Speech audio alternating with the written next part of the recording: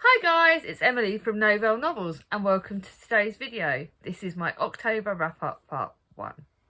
Now, wearing my Jane Eyre top, on the day that this goes live I will be starting to read my Wuthering Heights book for my Wuthering Heights read along. The day this goes live is officially the 12-year anniversary of my dad's death.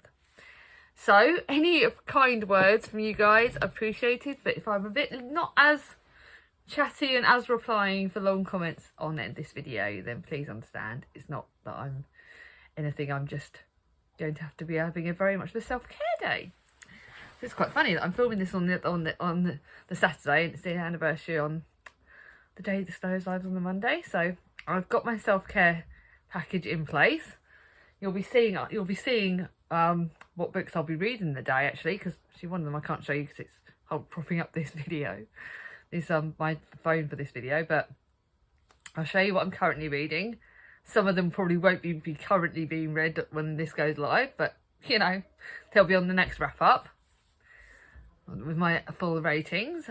But yeah, the first half of the month, not read as many books as normal, but the books I've read have been incredible. I've got 4 3 stars so far, 1 non-rated, 3 4 stars, and 1 2 3 4 6 5 stars. And one of the books is going on my favourites for the year so far, because I'm already starting to plan that. I'm already starting to plan what books are going to go on my top 10 books. I've decided, I'm thinking, because I've had a really good reading year and I've read loads of books, I'm going to do a top 10 and then I might add some honorary mentions. What do you think about that? I know Katie from Books and Things does that. So what do you think about that as an idea? So let's get on with it. I don't want this video to be too long because I'm waiting for my Wi-Fi stuff to arrive. Yes, we're finally getting Wi-Fi. Chris is finally giving me Wi-Fi. So that'll be something to be happy about. Let's talk about firstly about the books that I'm currently reading. Let you know which ones probably would have been read by the time this goes live. But anyway, I'm currently reading the last book in the Barchester Chronicles, the last Chronicle of Barset, and I'm halfway through it nearly. So my aim is that although it's supposed to be read over 2 months, I'm going to try and get it read as the whole of October, so it counts as one of my October books. What do you think? Do you think I can do it? Last week of October is half term, so maybe it's slightly trickier, but I'm actually enjoying this a lot more than some of the other books because it's got all of the characters for the whole chronicle, for the whole series, and you're revisiting them all, and it's really quite exciting. It's like seeing old friends again, which you know I love. So actually really loving this. This has got potential. I'm hoping I can get it read by the end of the year, end of the month. I may push it at the end and just go for it. I am nearly halfway through The Night Watch by Sarah Waters, which is very different from what I've currently read of hers. I'm buddy reading it with the lovely Maria from MH Books. I'm going to be finishing this on Saturday, Sunday, Monday, Tuesday, Wednesday. So this will be finished on Wednesday. And it's set in the war, just post-war, although some of it's actually set in wartime. It goes between the 2 eras. So I think 1947's start, then we go back to 1944. Tender and tragic, set against the turbulent backdrop of wartime Britain. It has got some quite hard-hitting and harsh scenes in this, so be warned. Again, there's triggers.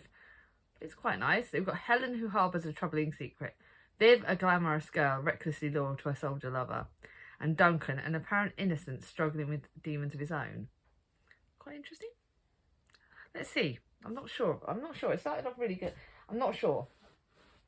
Now, one I only started yesterday, but this isn't very long, and I'm already about 60 pages in, and I think it's about 570 odd pages, no, 370 pages. So I'm hoping to get this finished tomorrow on Sunday, but it may not. I'll see how I do with it today, because this is a Berlin Girl. This is actually Mandy Rowbottom's, one of her newest releases. I know I got it as a new release last year when I was doing my post-lockdown books.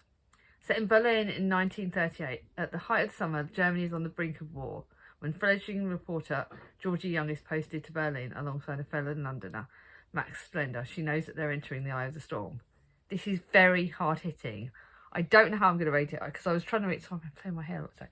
I don't know how I'm going to rate this. It's very, very, very hard-hitting. And I'm just going to be gentle on myself because, like I said, at the moment I'm probably not reading at the best time because my head's not really in the right place for it. But I'm going to give it a shot. I'll read as much of it as I can today, but I'll probably mix that in with the next book that I'm reading.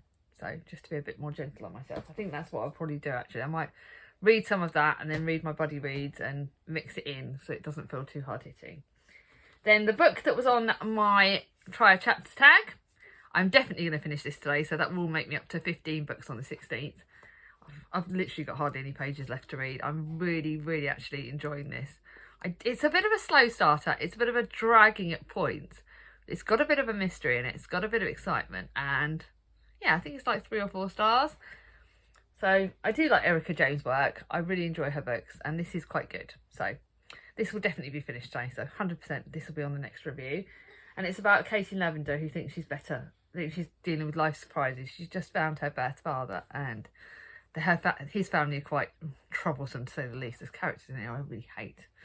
So this will be finished today. So I think I'll probably mix that in. I think I've got a contemporary up there on my shelves that I've got my books to read at the end of the month kind of book. So I think I've got a Carol Matthews book that I've been recommended to read. So I'm going to read that next. A book that I'm reading sort of throughout the month, and that's Poems by Kira Acton and Ellis Bell.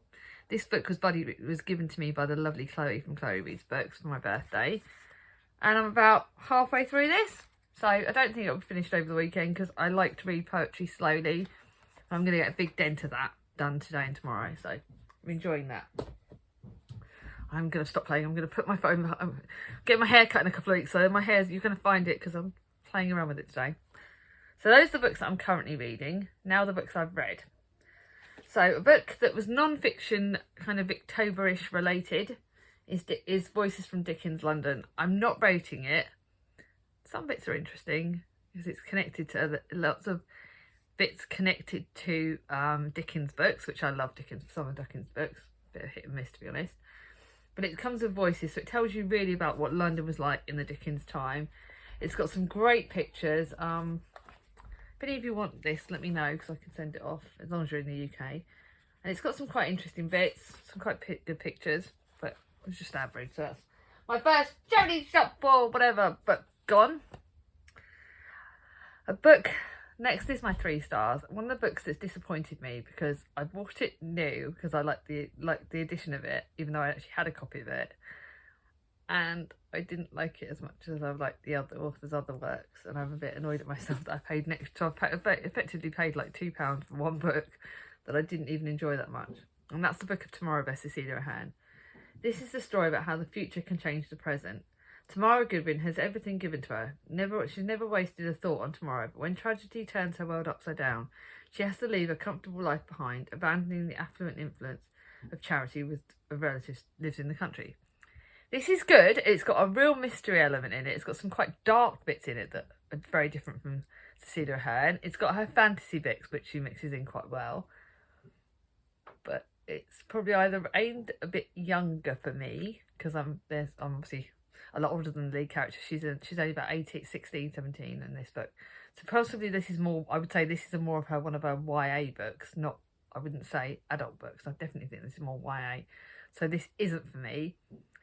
It's not as good as some of her other books. It's all right, but considering I liked Freckles quite a lot, and I've liked a lot of her other books, obviously P.S. I Love You was one of the best books ever, and Postscript was amazing, but this just didn't hit the bar for me. So charity shop, they're getting it back. The one I got it from is getting it back within about a month. Oh well. The next one is my one of the last books in the Plantagenet series by Philippa Gregory. Again, this wasn't one of my favourites in the series, but I am giving it to Gemma because Gemma's collecting these books. Just to let you know, by the way, I've just filmed my November book haul, my November TBR, and there isn't one of the books from this series in it because I've already listened to it on audiobook, so I don't need to listen to it again. So what I may do is I may listen to it on audiobook again. That's actually a good idea. Get it out on audiobook again because then I'm reading it in the right series. So no, it's not on my TBR. Good idea. Get it on audiobook and I'll start it in November for the audiobook. But yeah, this was all right. Again, it's very much about Amy Dudley and Queen Elizabeth and Sir Robert and their relationships. And we all know that I know that story quite a lot from a lot of other books about this. And it wasn't really anything special. It's just kind of average.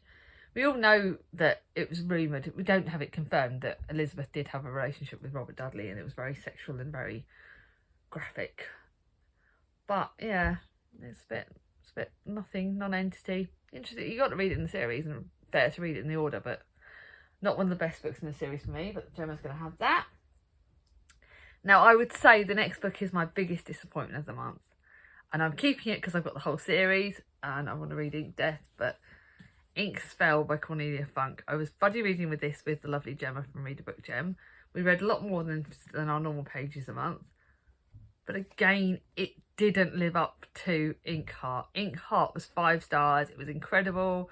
It was amazing. This was far darker, and I've been told Ink Death is even darker. So I will not be reading that by the end of the year. I'll read Ink Death next year when I'm feeling a bit brighter. Let the imaginary become real. So basically they go into the world. I can't say too much because it's obviously second in the series, but Maggie and her family go back into the world of Ink Heart, and they actually go into the world. So in the last book, the characters from Ink Heart came into our world, and this book they go the other way, and it's a lot more tragic, a lot more graphic. There's so many characters, and I just got lost at so many different points in this. I like the fact that I saw Dustfinger in a different light, and I like some of the characters in this, but the characters I loved the most weren't in it, and there's some icky bits about other characters that I didn't like. So I'm keeping it, but not one I really enjoyed. Then my library book for the month, so I'm filming this just before I take it back, which is The Picture House Girls by Rosie Archer. And again, maybe I'm reading too many wartime books, too many books like this at the moment. And so it's just an average 3 stars. It was all right, but in comparison to the other ones I've read this month, it was nothing in spectacular. Again, there are triggers on this one, so please message me if you want to read this so I can tell you the triggers, because they are very graphic and you need to be aware of them, because I wasn't aware of them going into it, and I got a bit of a shock when I read this. So it's about people that work in the picture house, but it's way more than that, and it didn't end quite as well as I expected, so it's going back to the library book. I'm glad I didn't buy it full price. To me, Rosie Archer isn't one of my favourite wartime authors from that era, and you know I've got quite a lot. I was telling the lovely Jack from Spread Bookjoy, if she wants to know books on wartime books, World War II books, I've got a million amazing recommendations. That's not one of them. So now I go into the good books for the month, and I'm already halfway, or 12 minutes in. My family are going to kill me if I don't hurry up. So these is where my Victober books come in, because they've all been 4 stars and above. After last year when Victober was a freaking disaster. This year I've got Ruth that I'm starting, I think either next week or the week after. I'm reading that there at the end with the lovely Naomi from Naomi's World of Books. Oh, I think I've just got Naomi's Bookshelf. There you go. Reading that. Obviously starting Wuthering Heights on Monday, the day this comes out. So I've got 2 books that I know are going to be great, because Elizabeth Gaskell never ever disappoints. And the other books have been good. And I'm even tempted. No, I'm not. I'm not going to overload, because part of me wants to read another Victober book, another classic this month, because I'm literally on a roll, but it's killing me not to. Because it's funny, last year, the Victober was such a disaster. I was scared of classic books this year. But now, Victober's going so bloody brilliantly that I can't wait to pick up another classic.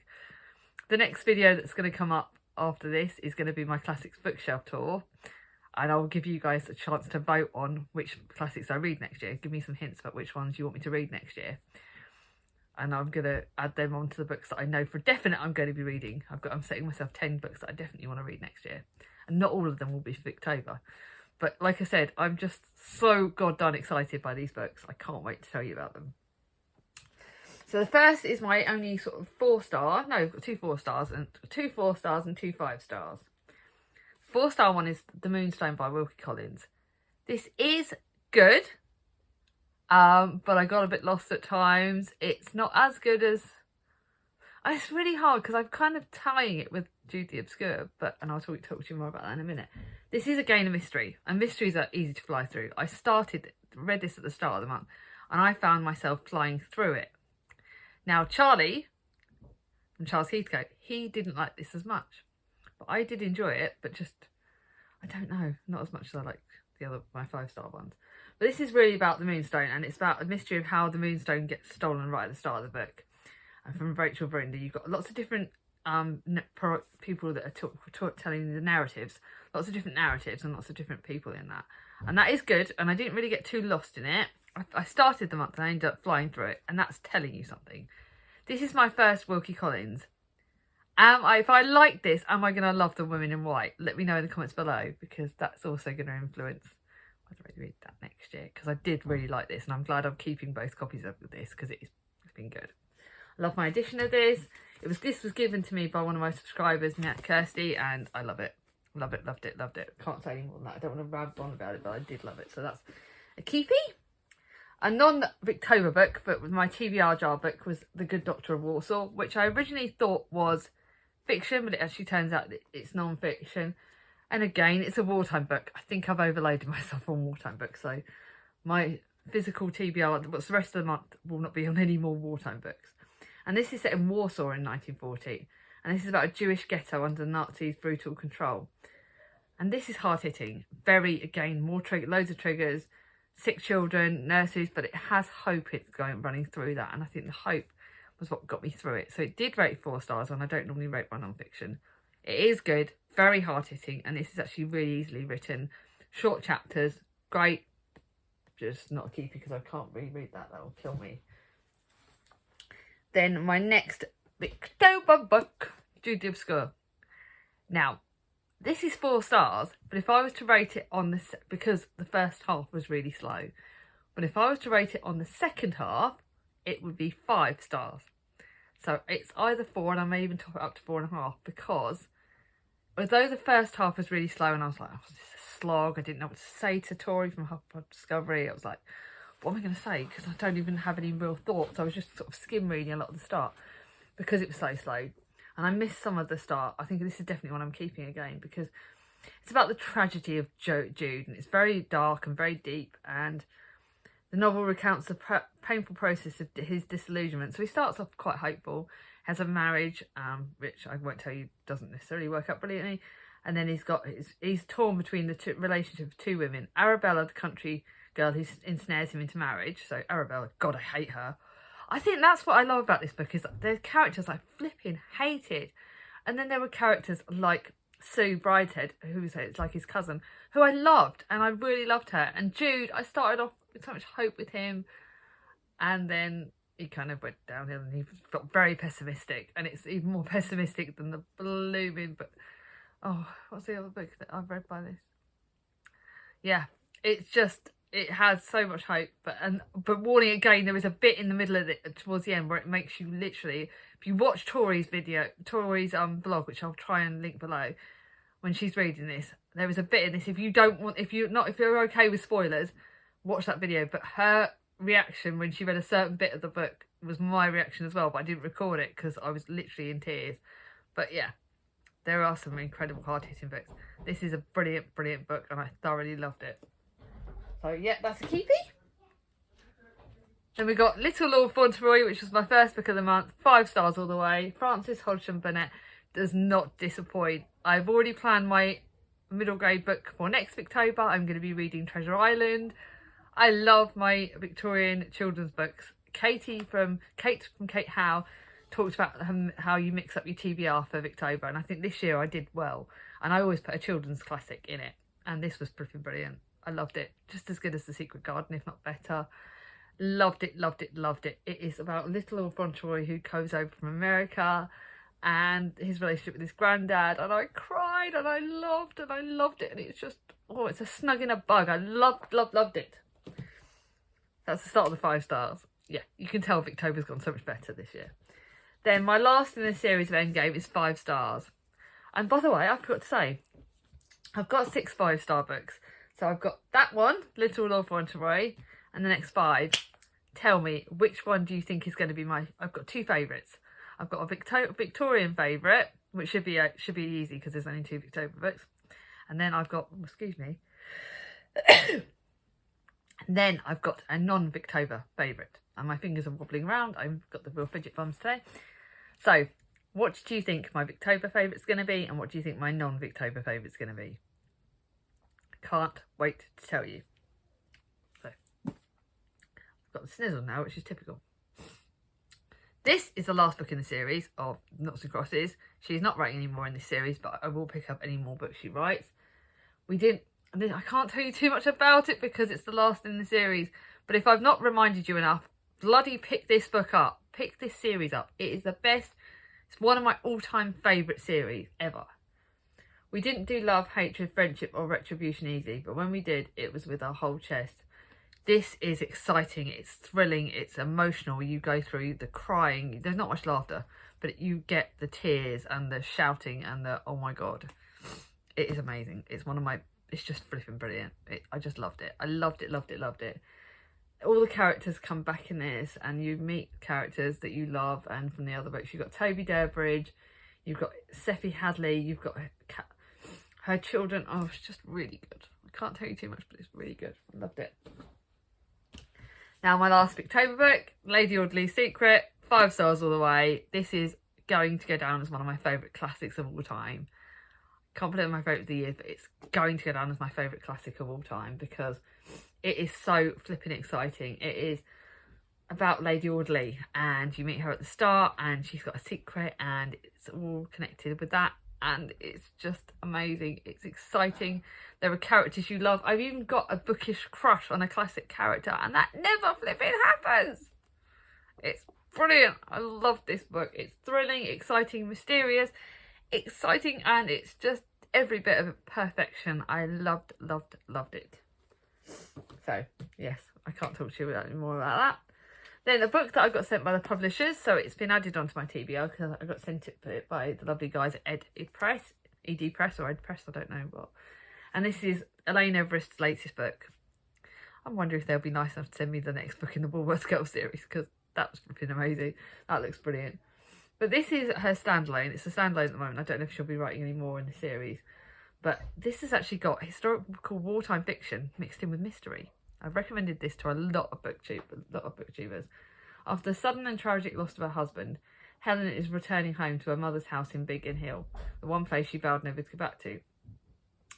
And when she sort of has to join, she joins this like sewing group, and she meets people and makes friends, and her life changes and she grows, and there is real character growth in this. There is a mystery element of what happened to her husband, tragedy, bit of romance. But it's about friendship, because Elaine Everest gets the friendship bit in her books done so beautifully. It's an incredible book. My review is on Goodreads. My review is on Instagram. It is brilliant. I can't believe I got sent this for free. My mummy is borrowing it for me, so that's actually got to go there. And then I'll get it back and I can have it. So, looking incredible, exciting, loved it. Now, the next book, the lovely Paige Toon is running a buddy read of all her books. So, yep, that's telling me I've got to buy the whole lot, because I've read them all, but they were all read from Vicky, my sister. So now I'm going to reread them all. And this is the first book she ever wrote, Lucy in the Sky. 5 stars all the way. It's a reread, but it's 5 stars. It was going to be. Yes, you can tell it's one of her earlier books because of the like technological bits in it, like the way the mobile phones, home phones are used a lot more, that kind of thing. And it's about Lucy, who travels at the start of the book to Australia, where she spent a lot of her life and her friends are. She meets someone. She has this relationship that's not going as well as it could be. A bit of did he cheat, did he not, that kind of thing. It's just really good. I love it. Paige Toon never disappoints me. She is also one of the loveliest authors. She always replies to my comments. She is just every bit incredible, and I thoroughly love this. Yes, this is a kitty. Can't remember where my kitty paws are.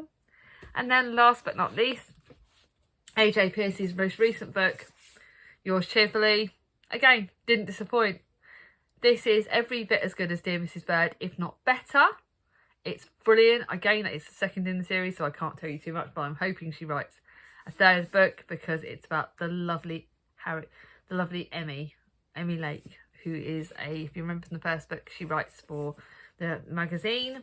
But this is about her. She's now doing sort of writing a columnist about what happens in the factories, and she goes and does a project for the government about what happens in the factories and what the women faced. And it's about females being strong and the different battles they faced in the war. This isn't as hard-hitting as some of the other books, in wartime books, so it's not graphic. It's one I think my mum will borrow it from me when she's read Dear Mrs. Bird, because it's not as a graphic in a bad way. It's not about that side of the war, but it's about women and what women went through in the war. And it doesn't just show us as the ones, the homemakers. It's the ones that we had to go out to work. We had childcare. We had to do our own things. and this is portraying it brilliantly. Emily Lake has grown from her first book into the second book. Her friendships are there. She's got new friends that she makes. Another romance, a romance that carries over from the last book, so I can't tell you anything. That gives you a bit of the lightness and a bit of the fluffy bit you need to go alongside some of the hard-hitting bits. This is brilliant. I loved it. So, what do you think, guys? Do you want to know my two favourites? Yeah. Lady Audley's Secret was actually my favourite classic. And The Patchwork Girls is my favourite non-Victober book. But I've had a brilliant reading month so far. The second half normally does go, but I deliberately saved some good books for the second half. So I've got Legend Born that's behind me here. I've got a horror-ish, like Susan Hill sort of bit, but sort of scarier book. I've got Wuthering Heights and I've got Ruth. So they all have potential. I've got some books up there that I've got some contemporaries that should brighten me up. Let's see how the second half goes. Let me know, by the way, in the comments below, what's been your favourite book of the year so far, of the month so far, sorry. And is there any books that you think are going to go into your favourites? On the day that this goes live, I'm on 799. Can we get me to my 800 this week? Let's set myself a challenge. If any of you want to support me on any fellow booktubers and want to shout me out to get me to that 800, I would be over the moon. It would be a big boost on a tough time. So please help me out. So if you like this video, give it a thumbs up. If you're new to my channel and not subscribed yet, ring on my ding-a-ling, and I'll see you all soon. Bye bye.